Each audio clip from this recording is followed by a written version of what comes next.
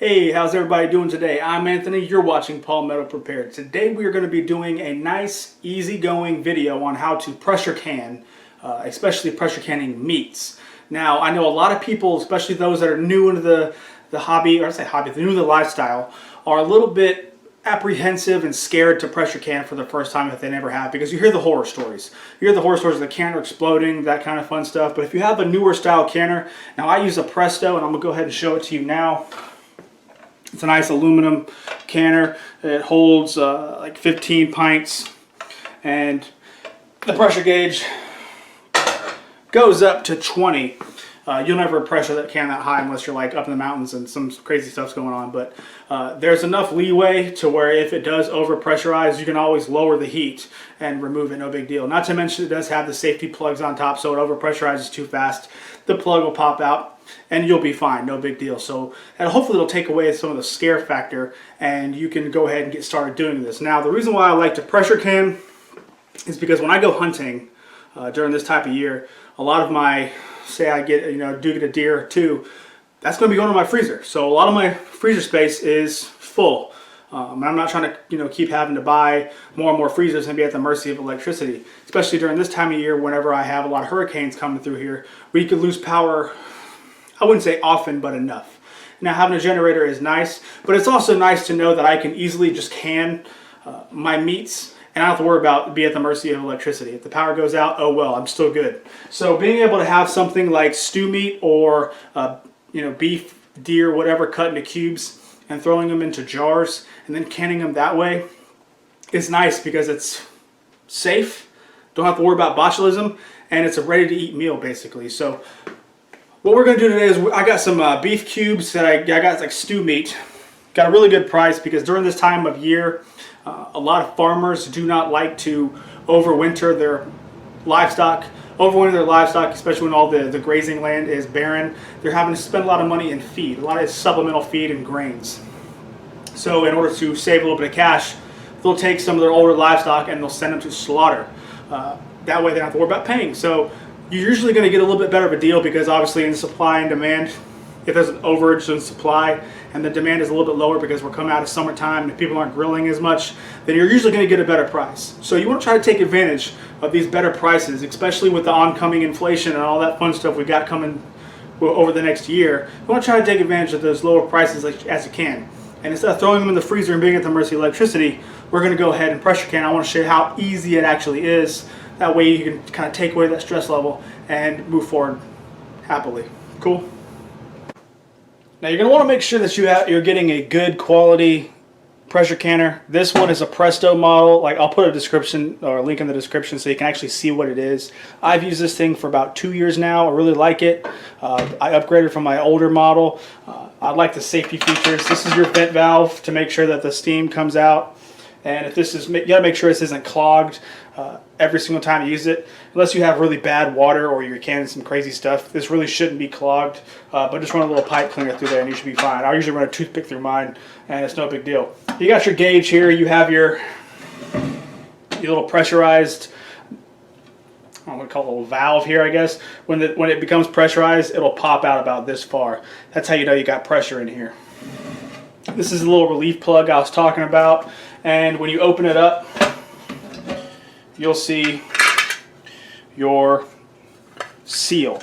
This is how you actually get the pressure. Now, I know you get some questions like, hey, can you just pressurize with a normal pot or whatever? No, because you're not sealing the actual top, and you want to make sure you get enough pressure and you got to lock it down. So you got to make sure this seal is in good shape. Always make sure you check this thing. Obviously, a newer pressure canner, you don't have to worry about that problem. So the way it works, you just kind of put it on. Basically, you just put all your cans inside. You make sure they're not really touching, but they're really close together. When I say cans, I'm talking about ball mason jars. You can use the pints or the quarts. I prefer the pints for a lot of my stuff just because it's a smaller meal.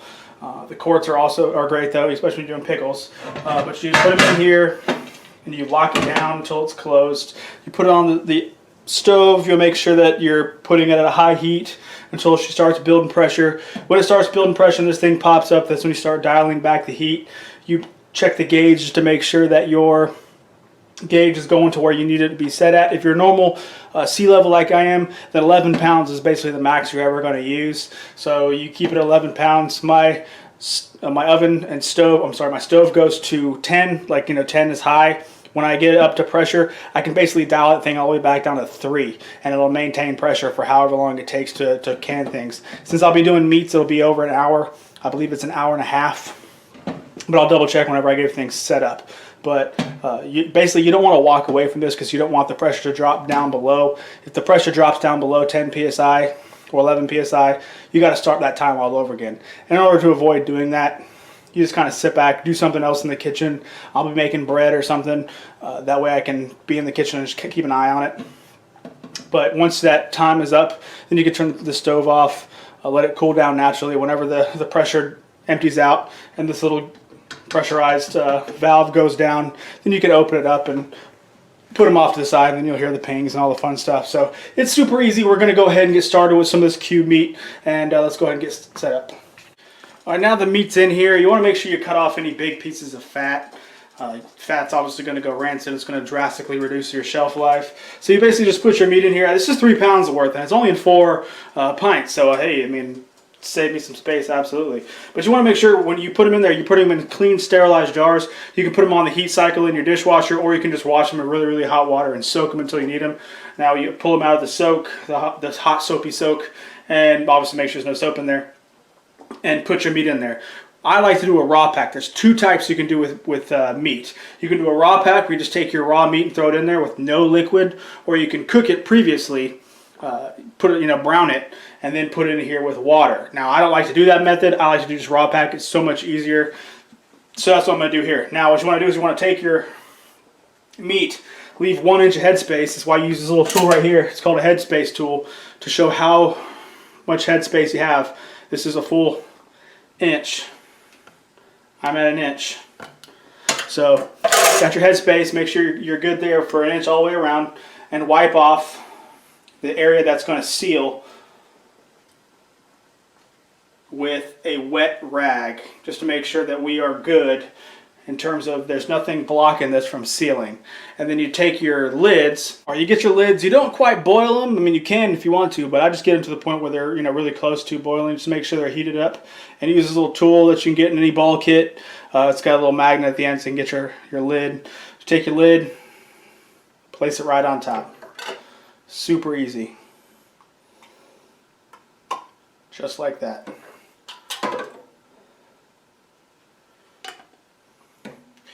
And yes, this is very hot. Cool. Now that those are in, you take your band, don't throw it like I just did, and you put it on fingertip tight.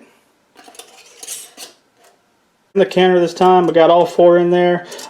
If you can obviously do a lot more. I've done up to, I think, 12 or 13 when I was canning my peach preserves. But you put a little bit of water down here. It's different than a hot water bath. Hot water bath, you got to make sure the water is over the top. With the pressure canner, the water just has to be down the little line down there at the bottom. You'll see what I'm talking about if you get one. Just enough to make sure that there's water in there so you don't run out while you're pressure canning, so you can actually maintain pressure. So you'll see what I'm talking about whenever we get up to pressure, so you can see the steam coming. But it's really easy. You just set it in that way, put the lid on, and let's go ahead and heat it up. All right, the little valve is up. We got pressure.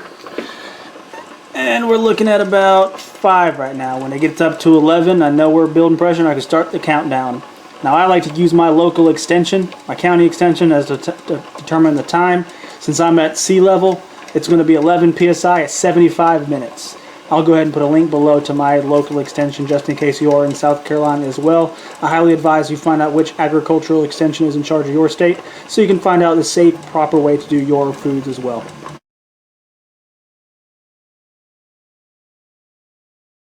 As you can tell, you're cooking the meat inside the jar as you are pressure canning. So the hour and 15 minutes that you're doing it, the 75 minutes, is cooking the meat inside. And you can tell as you pull it out, even after the pressure subsided and you pull the jars out of the canner, it's still kind of cooking. So you're going to hear the ping, hopefully maybe on video, probably not.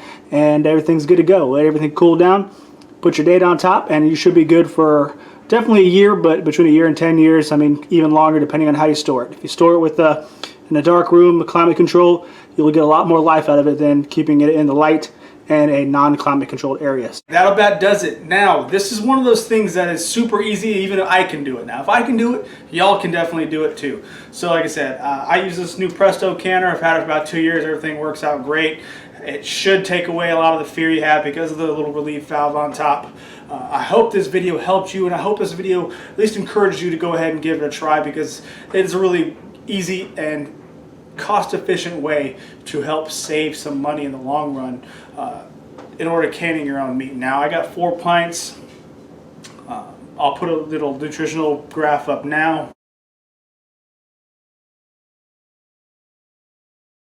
Cost effective of what you're actually getting. This meat, I was able to get stew meat for about $3 a pound. So for the 3 pounds I got, is under $10. Now, I was able to get 4 pints out of this, which is actually a lot of protein and fat for the amount of money. Compare that to something like this, Campbell Chunky pot roast. As inflation keeps hitting, these companies keep taking out the meat in here. If I open this up, there's probably like 5 or 6 pieces of meat versus an entire pint jar full of meat like I have over here. So in terms of knowing what I'm getting in my stuff, I know it's in there. I'm not killing myself with 78% of my daily 78% of my daily allowance of sodium in just 1 can, and I'm knowing that I'm not getting kind of screwed over on broth and maybe adding some carrots or something to it. Just a little bit more cost-effective way of doing it. So if you want to know what's in your food, if you want to make sure you take care of your family and know what you're kind of getting into, pressure canning is the way to go. It's great for the family. You can even bring the kids involved. You really don't have to be too old to at least help out wiping the lids, preparing the jars, that kind of thing. And I hope if you like this video, please give me a thumbs up, subscribe to the channel if you haven't, and I will catch y'all later, okay? Bye.